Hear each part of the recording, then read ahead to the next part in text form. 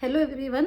मेरा नाम खुशबू है एंड जो केबीसी के सीज़न 16 में 98th एंड 99th एपिसोड में अरुण सिंगला आए थे, मैं उनके सिस्टर हूँ और इस चैनल पर जीके सेशंस पोस्ट कर रही हूँ। एंड जीके सेशन सीरीज़ का ये पार्ट 6 है। अगर आपने पहले के 5 पार्ट नहीं देखे हैं, प्लस मैंने क्योंकि मैं कंपेनियन थी, उनकी मेन कंपेनियन थी, तो मैंने कंपेनियन की रिगार्डिंग एक वीडियो पोस्ट की थी जिसमें आपको सारी डिटेल्स मिल जाएंगी। कंपेनियन का क्या खर्चा कौन उठाता है, क्या क्या कंडीशंस होती हैं, हर चीज़ आपको मिल जाएगी। मैंने हर चीज़ को अच्छे से एक्सप्लेन किया है, एड्रेस करने की कोशिश की है। आप वो वीडियो भी देख सकते हैं। सभी वीडियोस की एक प्लेलिस्ट है चैनल पर, उसका लिंक आपको डिस्क्रिप्शन बॉक्स में मिल जाएगा। आप वहाँ पे एक ही जगह पर सारे वीडियोस को एक्सेस कर सकते हैं। एंड सेकेंड पॉइंट इज़ कि अरुण जो है टेलीग्राम ग्रुप पे आपसे कनेक्ट करते हैं। अगर जैसे आईवीआर के रिगार्डिंग कुछ भी इंफॉर्मेशन है, ग्राउंड ऑडिशन के रिगार्डिंग कुछ भी इंफॉर्मेशन हमें मिलती है, क्योंकि हर टाइम पे वीडियो बनाना एकदम से पॉसिबल नहीं हो पाता है, कई बार ऑफिस में होते हैं, तो आप हम लेकिन ग्रुप में तभी मैसेज जो है वो ड्रॉप कर देते हैं, तो आप हमें हमारे साथ वहाँ पे कनेक्ट कर सकते हैं। उसका लिंक भी आपको डिस्क्रिप्शन बॉक्स में मिल जाएगा। अब बात करते हैं जीके सेशंस की। जो लोग नए हैं मैं उनको बता दूं कि मैंने कुछ टिप्स दी थी आपको कि आप कैसे मैक्सिमम बेनिफिट ले सकते हैं मेरे जीके सेशंस का।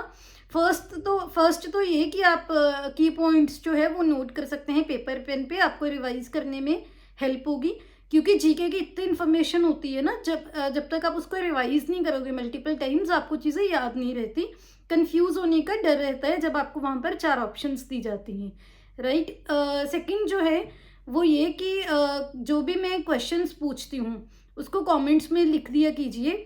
जितना ज़्यादा आप इंटरेक्ट करोगे आपका ही फ़ायदा है। प्लस हम कुछ नाम भी नोट कर रहे हैं, ताकि जब भी लोगों को जो ग्राउंड ऑडिशन के लिए कॉल्स आएंगी वो उसके लिए बिल्कुल free of cost zoom session जो है अरुण आपसे जो है जूम सेशन के थ्रू आपको गाइड करेंगे, बिल्कुल फ्री ऑफ कॉस्ट। लेकिन वो उन लोगों के लिए ही है जो हमारे सेशंस हमारे साथ जो है ज़्यादा से ज़्यादा इंटरेक्ट कर रहे हैं। नेक्स्ट जो पॉइंट है वो ये कि अगर आपको मान लो कोई क्वेश्चन नहीं पता, कुछ लोग हैं जिनको सारे क्वेश्चंस के आंसर्स पता होते हैं, तो वो कमेंट्स में लिखते हैं, आप उनके कमेंट्स देख सकते हैं, उससे आपका बेनिफिट होगा। So without any further delay let's start today's video. And the first question is, Saif Ali Khan के बेटे ने किस फिल्म में डेब्यू किया है? हाल ही में सैफ अली खान के बेटे ने किस फिल्म में डेब्यू किया है? डेब्यू मतलब फर्स्ट टाइम वो किसी फिल्म में आई हैं। तो अगर आपको इसका आंसर पता है जल्दी से कमेंट्स में लिख दीजिए। एंड जिनको नहीं पता उनके लिए मैं बताती हूँ कि सैफ अली खान के वैसे 3 बेटे हैं। एक तो है इब्राहिम अली खान, एक है तैमूर अली खान एंड जहांगीर अली खान। तैमूर और जहांगीर काफ़ी जो एज में छोटे हैं, उन्होंने अभी मूवीज़ में डेब्यू नहीं किया है। लेकिन जो इब्राहिम अली खान हैं, जो उनकी फर्स्ट वाइफ से बेटे हैं अमृता सिंह से, उन्होंने हाल ही में बॉलीवुड में जो है डेब्यू किया मूवी नादानिया से। नादानिया नाम की मूवी है, नादानिया। और ये मूवी वहाँ पे आई थी, नेटफ्लिक्स पे आई थी। और इसमें अभिनेत्री कौन थी वो आप मुझे बताओगे कमेंट्स में। नादानिया मूवी में इब्राहिम अली खान के ऑपोजिट कौन सी अभिनेत्री थी या कौन सी एक्ट्रेस थी वो कमेंट्स में बताना। एंड इस मूवी के डायरेक्टर कौन थे वो भी आप कमेंट्स में लिख सकते हो। इसके अलावा एक क्वेश्चन और है, आमिर खान के बेटे ने किस फिल्म से डेब्यू किया था, वो भी आपको कमेंट्स में लिखना है। आगे चलने से पहले मैं एक और चीज़ बता दूं, लास्ट वीडियो में मैंने आपसे रिव्यूज़ मांगे थे, सजेशंस मांगे थे कि अभी जैसे मैं मिक्स क्वेश्चंस डालती हूँ करंट से, स्टैटिक से, मूवीज़, स्पिरिचुअलिटी, हर किसी से, कि ऐसे ही डालना है या टॉपिक वाइज टॉपिक जो है वो वैसे डालना है। तो मोस्ट ऑफ द लोगों ने जो कमेंट किया वो यही कि मिक्स क्वेश्चंस ही आपको चाहिए, तो मैं वैसे ही कंटिन्यू करूँगी। और दूसरा, जो आप स्क्रीन पे क्वेश्चन लिखा आता था पहले, आप उसके लिए कमेंट करते हो तो वो आएगा। प्लीज़ थोड़े से दिन मेरे साथ सपोर्ट कर लीजिए, मैनेज कर लीजिए, उसके बाद वो वैसे ही स्क्रीन पे आपको लिखा हुआ मिल जाएगा। मैं ट्राई भी कर रही हूँ कि शायद आपको प्रेजेंटेशन की फॉर्म में क्वेश्चंस करवा दूँ, लेकिन उसके लिए मुझे थोड़ा सा टाइम चाहिए, मे बी 1 वीक। तो तब तक आप मेरे साथ सपोर्ट कर लीजिए। एंड सेशंस ऐसे ही आते रहेंगे। मैं नहीं चाहती कि प्रेजेंटेशन या क्वेश्चन नीचे लिखने के लिए, क्योंकि मैं अभी वो नहीं कर पाती हूँ तो मैं सेशन मिस करूँ। आपके ऑडिशंस बहुत पास में हैं तो वीडियो ऐसे ही आएगी। आपको क्वेश्चंस जो है मिलते रहेंगे। ना वीडियो आने से बेटर है कि आपको ऐसे ही वीडियोस मिलते रहें, उसमें आपका ही फ़ायदा है। नेक्स्ट क्वेश्चन बहुत इंपॉर्टेंट क्वेश्चन है, इस साल में जो है पूछा जाने का बहुत ही ज़्यादा चांसेस हैं। दूसरा, अगर आप किसी एग्ज़ाम के लिए तैयारी करते हो उसके लिए भी बहुत इंपॉर्टेंट क्वेश्चन है। तो क्वेश्चन है type 1, type 2 and type 5, type 1, type 2 and type 5 किस बीमारी से संबंधित हैं? Type 1, type 2 and type 5 are related to which disease? ये आपको कमेंट्स में लिखना है अगर आपको पता है। एंड जिनको नहीं पता उनके लिए मैं बताती हूँ। तो टाइप 1, टाइप 2 एंड टाइप 3 ये डायबिटीज़ नाम की बीमारी, जिसको शुगर भी बोलते हैं, उससे रिलेटेड है। और ये बहुत इंपॉर्टेंट है, क्यों? क्योंकि टाइप 1 और टाइप 2 जो डायबिटीज़ है बहुत कॉमन थी। टाइप 5 जो है रिसेंटली उसको क्लासीफाई किया गया है। एंड मैं आपको बताती हूँ, जो टाइप 1 है, टाइप 1 क्या है? इंसुलिन रेजिस्टेंस की वजह से होती है। एंड टाइप 2 और टाइप 5 किससे होती है, वो आपका काम है, आप कमेंट्स में लिखोगे। एंड दूसरा एक और क्वेश्चन है कि वर्ल्ड की डायबिटीज़ कैपिटल किस देश को बोला जाता है? दुनिया का डायबिटीज़ राजधानी किस देश को बोला जाता है? कमेंट्स में लिखना। नेक्स्ट क्वेश्चन, हरिदत्त कापरे जी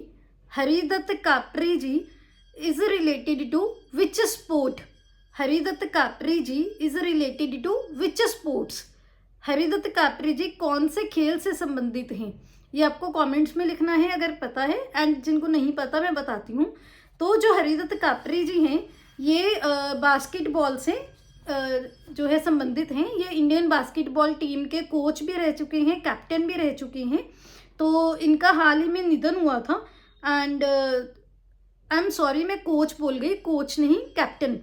तो इंडियन बास्केटबॉल टीम के कैप्टन रह चुके हैं। तो इनका हाल ही में निधन हुआ है, इसी वजह से ये आपको इनके बारे में पता होना चाहिए, न्यूज़ में थे। तो बास्केटबॉल प्लेयर हैं, कैप्टन रह चुके हैं बास्केटबॉल के टीम के, इंडिया की बास्केटबॉल टीम के। और इनको कुछ अवार्ड्स भी मिले थे, वो मैं आपको बताती हूँ, इम्पॉर्टेंट है। और इनकी पिक्चर आपको देखनी है, क्योंकि वहाँ पे पिक्चर से क्वेश्चन भी आते हैं। पिक्चर दिखा दी जाएगी कि ये कौन है, तो पिक्चर आप देख लेना इनकी। एंड इनको 1969 में अर्जुन अवार्ड मिला था। एंड उत्तराखंड की गवर्नमेंट ने, उत्तराखंड की राज्य सरकार ने इनको लाइफ टाइम अचीवमेंट अवार्ड भी दिया था। तो ये दोनों पॉइंट्स आपको याद रखने हैं, बहुत इंपॉर्टेंट है।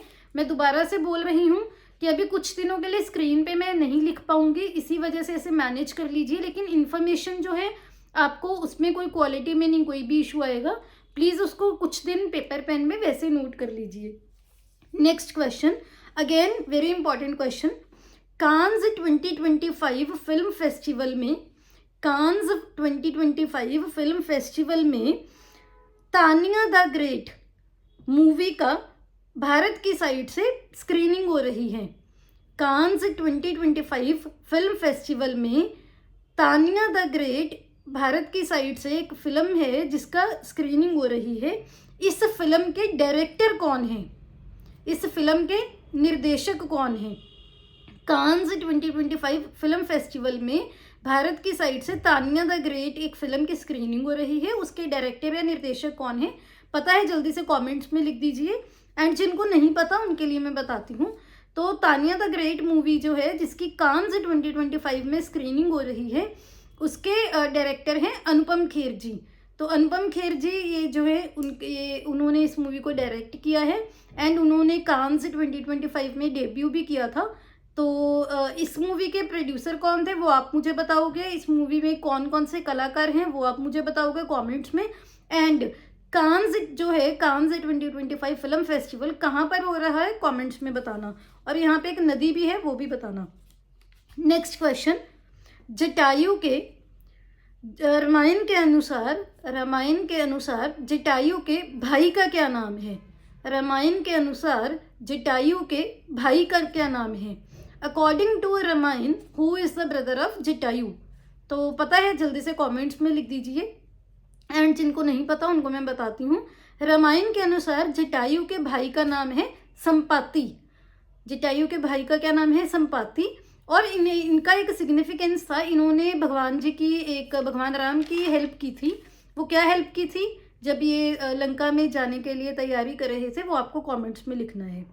नेक्स्ट क्वेश्चन अगेन बहुत इंपॉर्टेंट क्वेश्चन है। नीरज चोपड़ा जी को हाल ही में इंडियन आर्मी में कौन सी उपाधि दी गई है? नीरज चोपड़ा जी को भारत की आर्मी में हाल ही में कौन सी उपाधि दी गई है?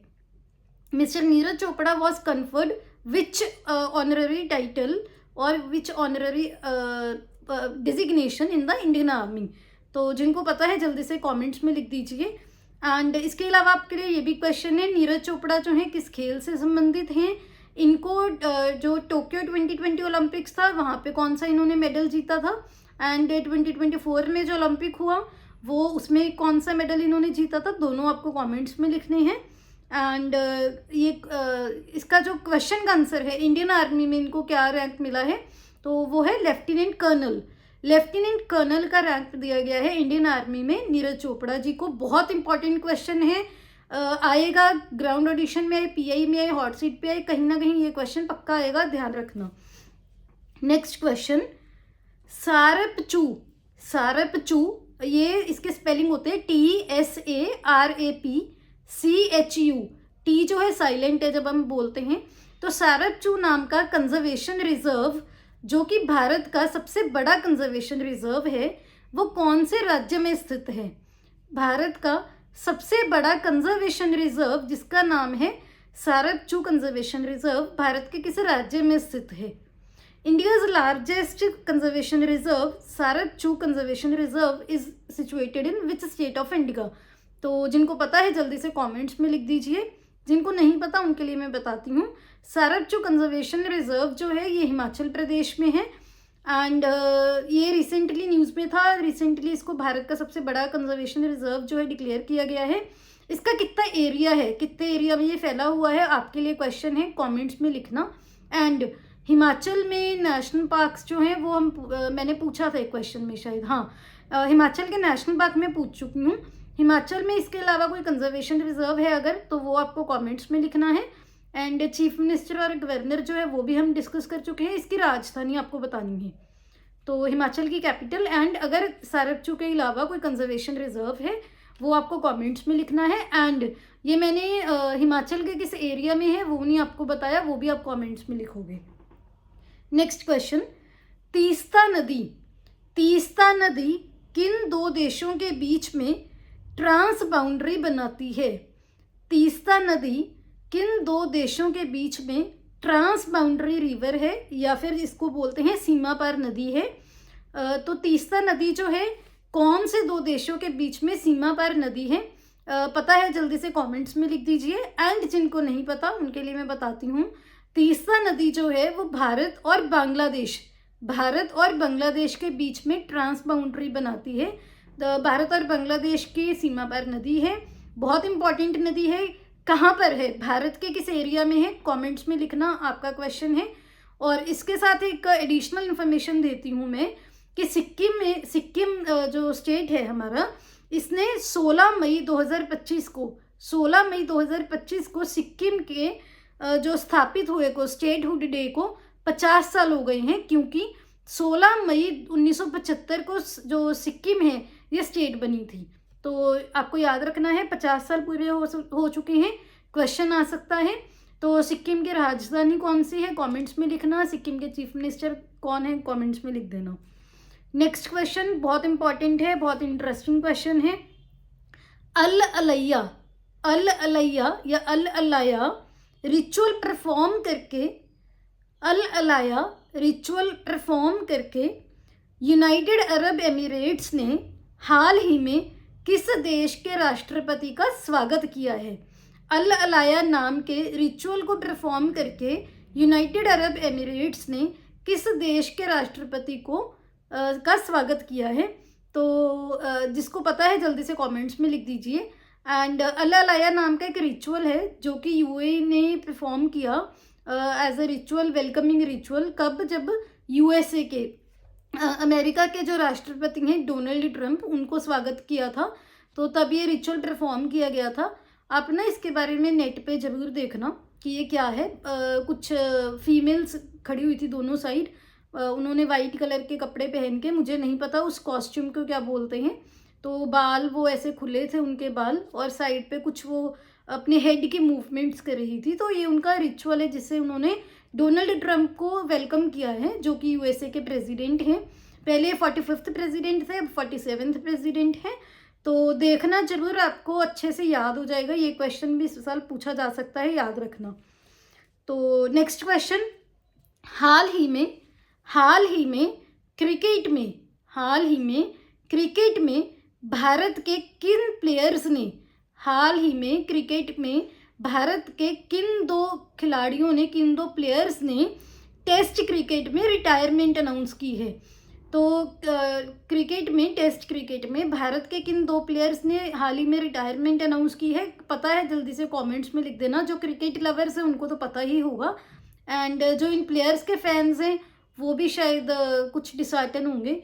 तो जो दो प्लेयर्स हैं जिन्होंने रिटायरमेंट अनाउंस की है, उनका नाम है mister Virat Kohli and mister Rohit Sharma. तो रोहित शर्मा जो हैं ये भारत की टीम के कैप्टन भी रह चुके हैं, एंड विराट कोहली भी बहुत ही अच्छे प्लेयर हैं। तो दोनों ने टेस्ट क्रिकेट से रिटायरमेंट अनाउंस की है, याद रखना। एंड जो वनडे इनिंग्स है उसमें ये दोनों प्लेयर्स अभी खेलेंगे। एंड इसके साथ एडिशनल इन्फॉर्मेशन, रोहित शर्मा जो प्लेयर हैं इंडिया के, इनके नाम पर रिसेंटली एक स्टेडियम में स्टैंड इनॉग्रेट किया गया है। रोहित शर्मा जी के नाम पे एक स्टेडियम में स्टैंड इनॉग्रेट किया गया है। वो कौन सा स्टेडियम है कमेंट्स में बता देना। अब आपके लिए 2 क्वेश्चन देके जा रही हूँ जो आपको कमेंट्स में लिखने हैं। मैं कोशिश करूँगी डेली 2-3 क्वेश्चंस जो है आपको भी देती रहूँ, सो दैट आपके नंबर ऑफ क्वेश्चन ज़्यादा से ज़्यादा कवर हो जाए। तो फर्स्ट क्वेश्चन है, मेट गाला 2025